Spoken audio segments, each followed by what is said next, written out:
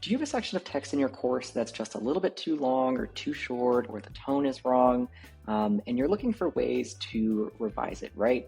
Now, you could spend some time workshopping it yourself. You can take the text out and go somewhere else with it. But with AI Assistant in Rise, you can actually work with our AI writer right inside of your course. So I'm just going to click and highlight this text. And the really great thing about this is that I can write a prompt myself. So I could say, this is too short or this is too long, anything like that.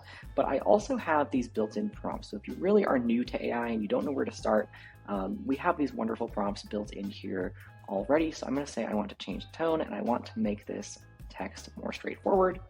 Awesome. I can always go back and see what the text looked like before. And when I'm happy, I can go ahead and replace that section. So a really cool way just to workshop text yourself with AI without actually leaving the tool. AI Writer is great because it is also context aware. So it's referencing your learning objectives, your source material as it is writing new content.